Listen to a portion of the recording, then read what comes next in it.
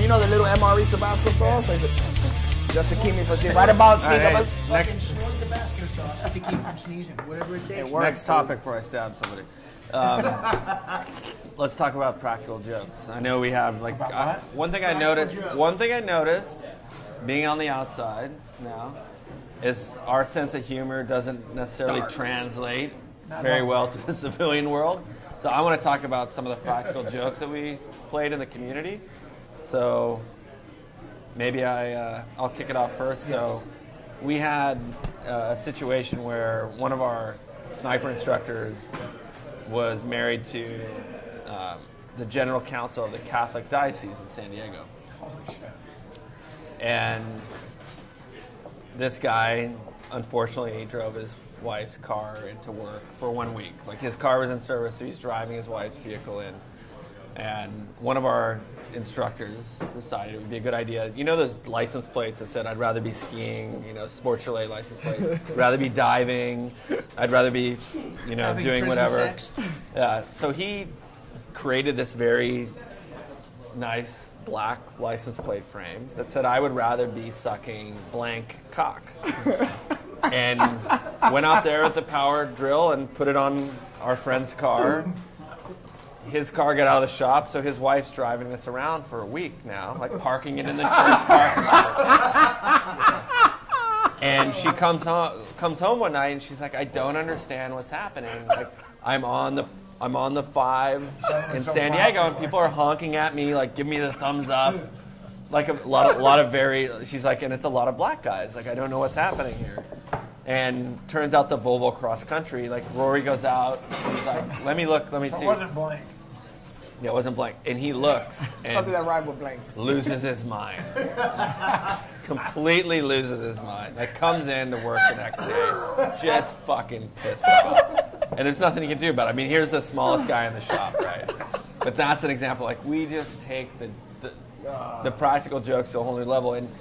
And there's no way you are getting upset with something when people letting it go. Like, oh, that bothers you? It's like, gonna keep going until you're desensitized. Let me take out a gay ad in the... Show me where your soft spot is. Oh, yeah. Oh. We had a You saying, show the soft underbelly. And we it's had a getting saying, ripped nothing up. is sacred. Yeah. We lived that, you know. People We don't would know. talk about your fucking mother, anything that you expose as being a sensitive area. Yeah, we're exploiting that.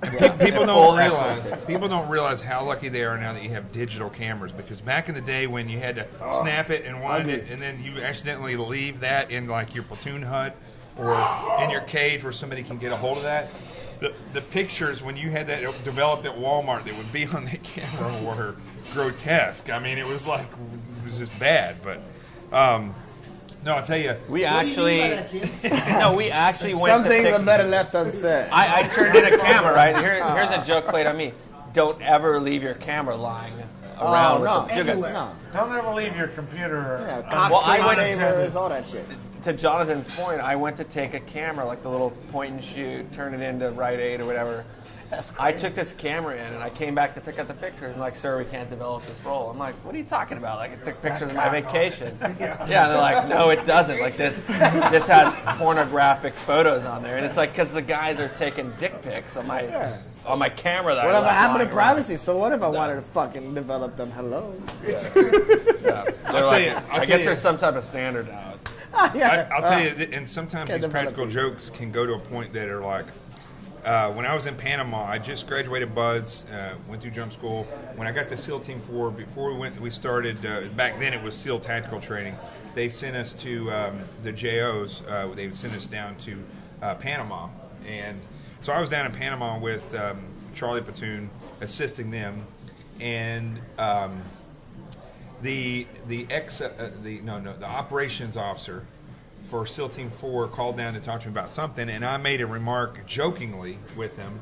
But you know, I'm a JO, right? And this guy's a lieutenant. Junior officer. And yeah, so I made a joking remark to him, and but to him it was kind of a little hit, you know. So I was a little too froggy, I guess, at that point. So what he did So he was got a little sensitive. he said, we're gonna, teach this guy a lesson. So they ginned up orders for me to have to go to surface warfare school, and the entire command at SEAL Team 4 signed off on it passed it down to Panama, where the entire unit head shed signed off on it, and the whole unit was. The people that needed to know knew that it was a joke, but the rest of the unit did not know it was a joke. So they take me aside and they tell me that, listen, unfortunately, we know you went through Buzz and all stuff, but you haven't gone through STT yet. So unfortunately, we have too many officers right now. So what we're going to have to do is send you to Surface Warfare School for 2 years, and then you'll be able to reapply for the community. And I was stunned, and I was like, reapply? I said, will I have to go through Buzz again? They're like, maybe. And I'm like, wow, dude. So they give me the orders, and its orders are cut for me to go to up to Rhode Island. And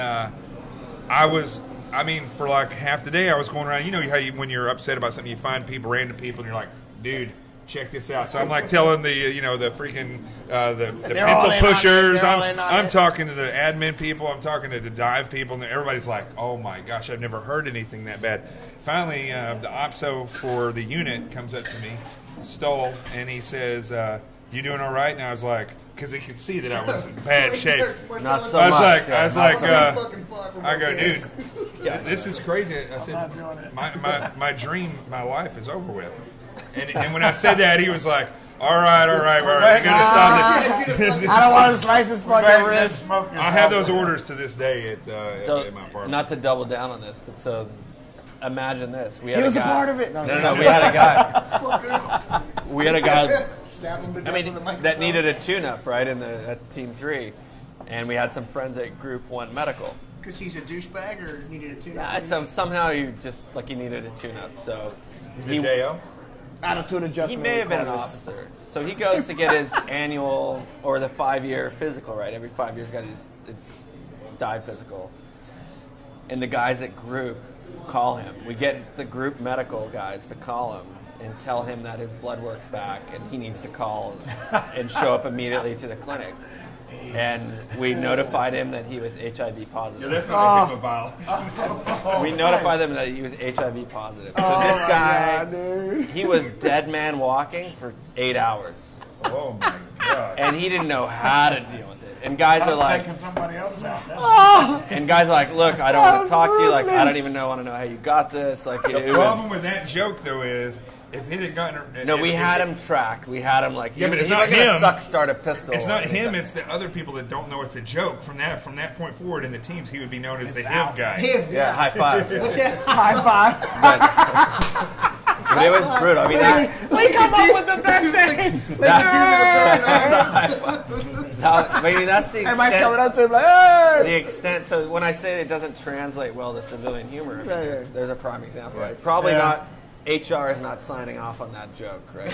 So, sniper school, right? Fucking, we have something called the pig party. You guys ever been to Marine Sniper School? Girls. Yeah, so we were on Oron Beach and not Oron Beach, fucking San Onofre Beach. Oron's in fucking Japan. We're on San Onofre in fucking Pendleton, and we're throwing a pig party. This is the day before graduation, and I've heard of the pig party, but is this like where you bring the fat girls? No. Pig in the sniper community stands for professionally instructed gunmen.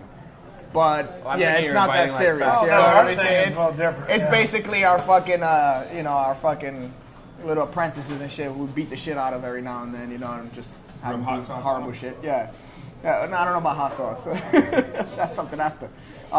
Just on his beach. So we're on this fucking beach, right? We're drinking, and we have this fucking. This is my Captain Morgan story. We have this handle, fucking fifth of Captain Morgan, and me and the sniper instructor Wojek fucking works for Magpool. We're fucking polishing this thing. Which, by the way, like handle of Captain Morgan. It's like this, a fucking jug, dude. It's like this. Yes.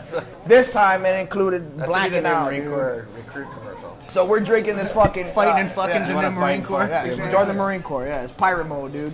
So we're fucking drinking this fifth and we fucking black out, dude. Like both of us black out. I wind up in the fucking hospital, IVs and your ass wasn't hurt, was it? The nest no, it wasn't. I had a chick with me, dude. She took care of me.